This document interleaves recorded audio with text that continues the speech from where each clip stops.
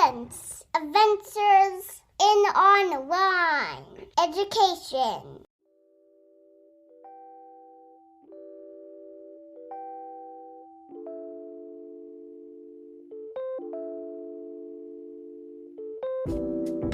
Hello, friends. You're listening to SYS Presents Adventures in Online Education. I'm your host, Natalie Conway. Thanks for being here. On today's episode, I have the pleasure of speaking with traci.sevick. Traci has worked in special education for over 20 years. She has been a teacher, autism specialist, and currently works as a student services professional development coordinator. Her professional work includes working with students from ages 3 to 21, their families, and their teachers. Today, we talk about ways we can better serve our autistic students. We discuss what it means to widen our understanding of autism and the importance of listening to autistic individuals as we work to create online courses and classrooms that serve all students. I've had the pleasure of working with Traci. I'm excited for you to hear from her. So are you ready? Let's learn something new.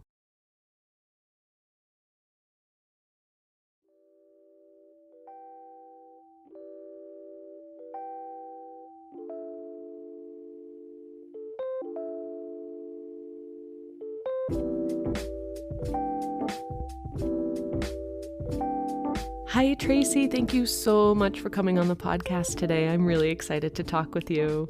You're welcome. I'm very excited to be here. Yay. You and I have worked together for a few years now, and I am just really happy that our audience gets to meet you now as well and get a feel for what you do and how you do it and all things online education and special education and autism and how all of those intersect. So I'm ready to dive in. How about you? Yes, it should be a fun conversation. All right, let's do this. So providing special education services in a fully online school setting can be challenging, depending on the student's needs, but it also can be really liberating for many students. Sometimes just the change in setting from in-person to virtual is tremendously beneficial to a student. Based on your experiences, what characteristics do students have that make them strong candidates for online schooling? What's a kid going to bring to the table or a family that makes them candidates for a successful experience online? Well, I think, what I would start out saying is that there's lots of different types of online programs and lots of different types of students. And so really there's no kind of singular one-size-fits-all list of characteristics. But in my experience, students who are most successful online have kind of some sort of combination of the following, right? They have an ability to work independently. From what I've seen in most of the online programs, much or all of the work time can be unsupervised. So there isn't a teacher there kind of helping them to stay on track and those sorts of things. So those skills would be really important to have. Also self-motivation and willingness to engage in the system, whether that be kind of those online chats, emailing assignments, watching videos, whatever the system is, that they're able and willing to kind of engage with that. And then some strong time management skills, which really ties into that executive function piece and ability to be able to work independently. And then I think, and thinking of the environment, the home environment, so an environment that's set up for success. So I know that we've really worked with a couple of students on developing a space in their home or their work area that's quiet, that maybe has a schedule for them, that has appropriate tools, that has internet access so that they're having everything that they need right in that environment. And then some support from family or caregivers. So someone to really monitor kind of all of the above that we've talked about and provide support as necessary. I think what you said is really wise, and it's interesting how often folks talk about motivation and independence, because those are really two things that if you're going to be an online student as a kiddo or as an adult, you need some level of motivation to do the activities or to engage with the content or engage in the platforms like you were talking about. And then I think that also leads to independence. Like, yes, I want to do this here. Let me try, that kind of thing. And it's also so important, that home and school connection, right? Like you talked about the adults in person at home with the child. They need to be involved. They need to be supportive. And absolutely, I mean, so many of our kids with special needs need help with executive functioning, need help with organization. And I think a lot of that can be scaffolded and built in right at the start in August or September when you're first enrolling or you're first beginning the journey with your online or hybrid education, that those can be safeguarded kind of right off the bat, and then maybe gradual release of responsibility. You start to see the student or the family take more control there. But there's so much work that we can do collaboratively, I think, to set kids up for success. But some of those inherent character traits, they have this independent streak, or they're pretty motivated. They want to do school. You're not dragging them to the computer every day. Those things are important. Right. I agree 100%. And I think that also, for families to reach out to teachers at the beginning to just find out what is the system and how can they best support their child can be really powerful for them. How about for students on the spectrum? Is there anything specific there that you could speak to? So I do have a couple of thoughts on this idea for families with children on the spectrum. There's really many different reasons to move to an online setting, but in my work with families, with students who are identified as having autism, is that one of the most common reasons is to remove that pressure of the social construct that is present in the brick and mortar schools. So we know that autism is experienced so differently by each individual. But if we take a step back from those individual experiences and look more globally at ASD as a whole, what we know about it is it's a neurological disorder with a social language deficit at its heart. And so that deficit can manifest itself in many different ways. But really, I think it's fair to say that many individuals with autism struggle in the social environment, especially with the pace and the amount of information present. So this can often lead to individuals struggling with mental health issues and sometimes school avoidance. And so one solution that families have sought out for this type of issue has been to try an online school, where a child can participate in an environment that has some social interaction, but in a much simpler and more controlled context. So think there's no passing time with peers, there's no lunch with peers, we're not doing PE with peers. So those are all places where those fast-paced social interactions take place. And this can greatly reduce that pressure felt by some of the students and thus kind of that liberation that you've talked about in your question.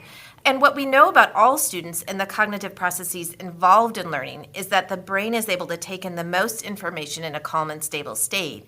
And the more anxious, overwhelmed, upset, etc. an individual is, the less information they are able to take in and retain. So kind of that removal of the social stressor for those kids can certainly help those students who are struggling to access their education. So that all sounds wonderful, but here's the caveat. When we play this situation forward 2 years, 5 years, 10 years, with the setup being an online environment, students who have or are struggling with that in-person social construct can still significantly be struggling with that. And without the opportunity to receive instruction and practice skills in person and in real time with peers who are at a similar developmental stage, students often aren't able to organically improve in these areas. And so for this reason, I always recommend to families of students with ASD who are participating in online school to think about that and consciously plan for some in-person social skill instruction and development and practice with their peers. So this could be in the form of working with a private speech therapist, joining a social group in an area they're interested in, playing sports, taking an art class, working with a skill developer. There's all sorts of ways to do this. But the key is to have some type of explicit instruction and feedback around the skills practice in these social interactions so that they can build their skills as their peers are building their skills.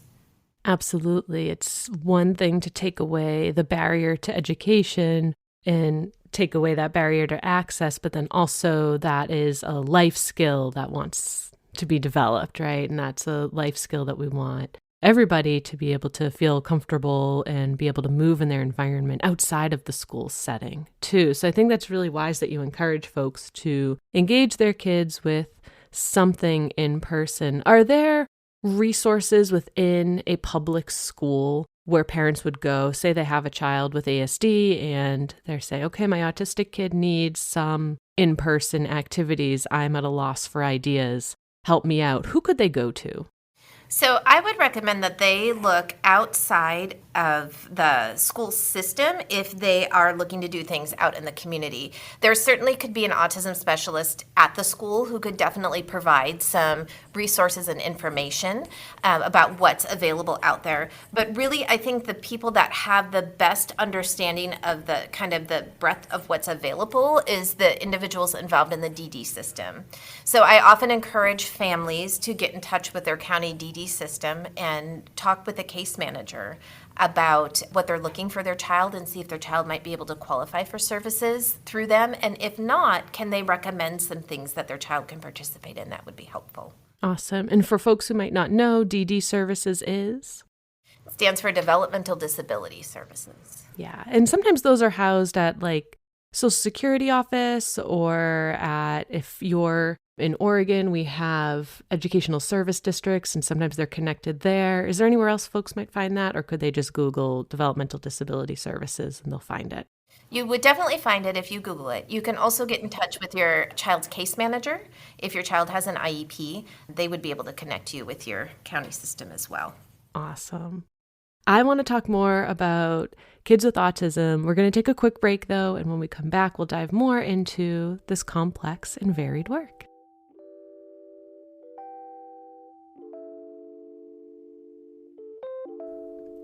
What's the one thing all online schools and programs struggle with? Student engagement and the ability to truly personalize interventions. How do we solve those problems? With the use of Admin Dash, a brand new Canvas LTI tool from SYS Education. Admin Dash allows online teachers to see a risk assessment score that proactively identifies students who may need more specialized attention or intervention, and offers a communication log that provides an outlet for complete transparency among teachers, admin, students, and families. At just 99 cents per student per year, and with no minimum price and no fees, you can't afford to not use Admin Dash. For more information about Admin Dash, contact sales@syseducation.org and start connecting proactively with your online learners.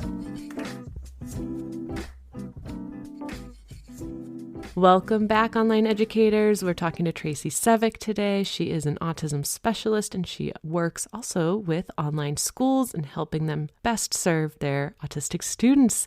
So, Traci, you do work specifically with students who are on the autism spectrum. That is very complex and very varied, exciting work.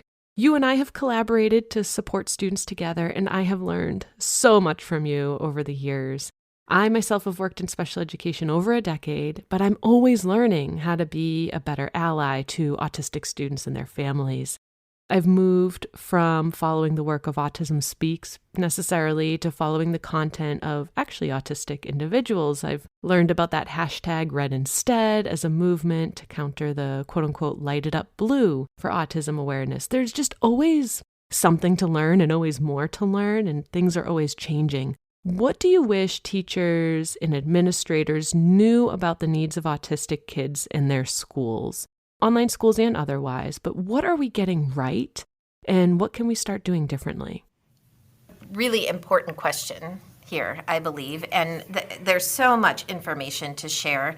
I think before we talk about kind of your questions, what I'd like to explain to your listeners is some of those phrases that you had talked about in case they're not familiar. So if you're not familiar with Lighted Up Blue, that was spearheaded by Autism Speaks. It was started in about 2010, first to bring awareness of autism spectrum disorder. And they've really kind of switched their philosophy in the past few years. And I think part of that has been that hashtag RedInstead movement that has helped to kind of push Lighted Up Blue into a different direction. They're now working to bring understanding and acceptance of people with autism versus just the awareness. And that hashtag RedInstead movement that you talked about that's been spearheaded by autistic adults. And that's been to help bring acceptance and support to autistic individuals, which has been a very important movement as well. Yeah, I think there's been a lot of progress socially in trying to cure autism versus trying to accept autistic individuals. And I think that's a really good distinction. I'm glad we clarified those terms. Thank you for bringing that up. You're welcome. And I agree. I think over the past 10 years or so, there's really been a big shift, as well as a shift in kind of our understanding of what autism is. And I think myself not identifying as a person on the spectrum, I'm in a very interesting place here to answer this question and talk about this. My perspective is really one of an educator who has worked with individuals and families of individuals who are experiencing autism. And I think your question here is fascinating, because I think depending on who you would ask, you would get vastly different answers. That's so true. Right? So, given my experience in orientation, I would say in the past 10 years, we've made some really significant progress in understanding what autism is. We have a much wider understanding and a much more in-depth understanding of the characteristics of autism, the impact of individuals who are experiencing autism. We're understanding more and more about its causes and presentations, as well as social and behavioral interventions. We have a much better understanding of research-based interventions, and there's more programs developed off of that research so that we can help individuals with autism build skills in areas that they're wanting to build skills in. And so those things are all wonderful. And I would suggest, when we're thinking about what do we want to focus on moving forward, I think there's still room to expand our understanding of autism. When I think about where we were 10 years ago versus where we are now, we have a completely different understanding of what autism is. And how it impacts individuals. And I think that as we move forward, we'll have an opportunity to kind of deepen that understanding even more. And then I think the thing that's most important that we've already touched on a little bit is really making sure that we're including those with autism in our discussions, in our planning, in our interventions. As a whole, we've been fairly successful in raising awareness. And we're just starting now to take into account the experience of those on the spectrum. I think about Temple Grandin, who for a lot of us, if you're not familiar with her, she's an adult who is on the spectrum, and she has written many, many books. There's been a movie about her life, and she also goes around and does a lot of talks and presents on what her life has been like and what autism is experienced like for her. And for a lot of us, she's kind of been the first person that we've come in contact to and gotten information from about what autism can be like. And she's really opened the door for individuals. And there is more and more opportunity for that coming forward now for individuals to step forward and talk about their experience and become stronger advocates. Really, my philosophy is that these people are the experts and they can teach us and each other so much. So for us to create a space where individuals experience autism can be more involved in policymaking, decision-making, coaching, consulting, curriculum creating, and whatnot can be very profound. I am so glad that you brought up the fact that we need to include folks on the spectrum in these conversations and in our discussions, and hopefully we can get some folks on the podcast this season. We'll see. I think Temple Grandin is a great starting point as a resource for folks too, because her work is really accessible.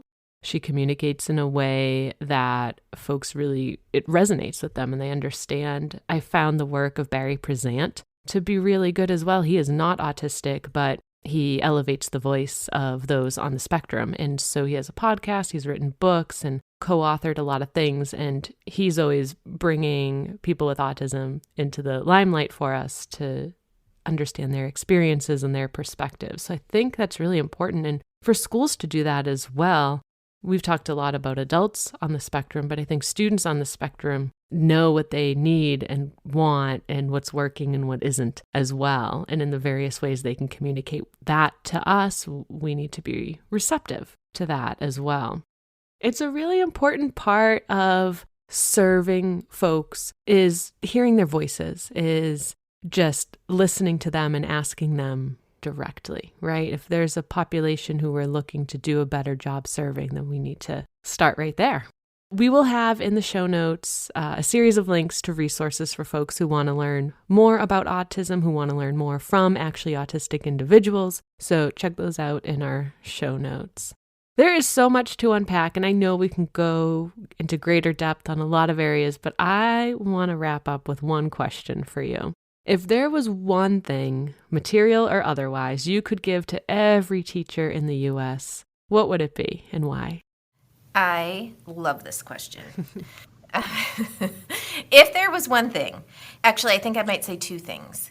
I would want to give each teacher a mountain of gratitude and some really good coffee. What we've heard about and, just know in this world of education is that teaching is a passion, it's an art, it's really a lifestyle, and it's hard. And we often talk about the rewards that come along with being a teacher, and these are great and vast. And we also talk about how challenging it is. But sometimes I feel like what we specifically don't always see is the late nights, the weekends work, the self-doubt, the high class sizes, students who have needs that may outmatch that of the teacher's skill, a teacher's concern for student safety, and the list can really go on. And what I've learned in my work with the teachers over the past 20 years is that they often carry these things with them, kind of on the back burner. And yet every day they're out there, they're providing hope, knowledge, inspiration, snacks, a listening ear, they're tying shoes, they're giving support and love for their students in the journey of education. And really, I feel like that is worthy of some good coffee and a mountain of gratitude. I love that response. Yes. I hope our listeners today feel that from you, that mountain of gratitude, and go get that really good coffee somewhere. Yes. It is so true. A teacher's work is in the heart. And so you can't leave it at the office. You can't leave it in the classroom after you close the door. It is carried with you, no matter if you have papers with you or not, or you're bringing your laptop along. It is always there. You're so right. And so we give a mountain of gratitude. I love that, to our educators. Traci, if folks love you like I love you and they want to get in touch with you or just learn more about what an autism specialist does, how can they get in touch with you? So I will send you my email that you can put in the bio, and individuals can reach out to me that way. Awesome. That sounds great. Thank you again so much for talking with me today, for sharing your experiences and your insights, and reminding us so much of the importance of talking to actually autistic individuals and just continuing to learn and better our understanding of what autism is and how we can better serve our students. Thanks so much for your time today. Thank you, Natalie, and thank you for providing some time to talk about this topic.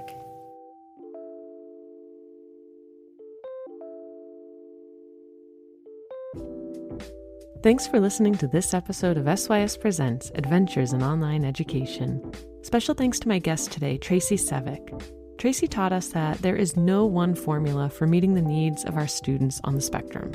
She reminded us that our goal for all students, including our autistic students, is to prepare them for independent and fulfilling lives. How we achieve that will look different for each kiddo. If you liked what you heard today, please hit subscribe and give us a 5-star rating. Want to connect? On Twitter, you can follow the show at SYS Presents. We love hearing from you. If you're interested in finding out more about SYS Education and our products and services, head to syseducation.org. Lastly, this podcast wouldn't be possible without our exceptional team at SYS Education, including our dream team consisting of sound engineer Natalie Farrell, graphic designer and social media and website manager Lexi Boren, and producer Bo Neal.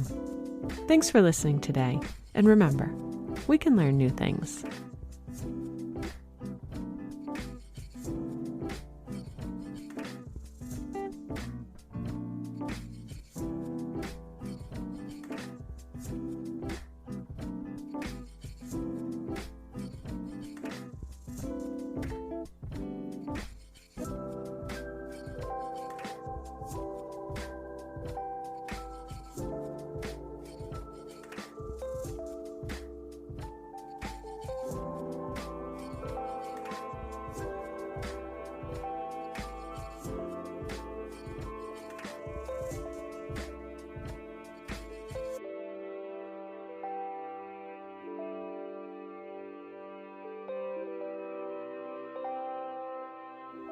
Thanks for listening.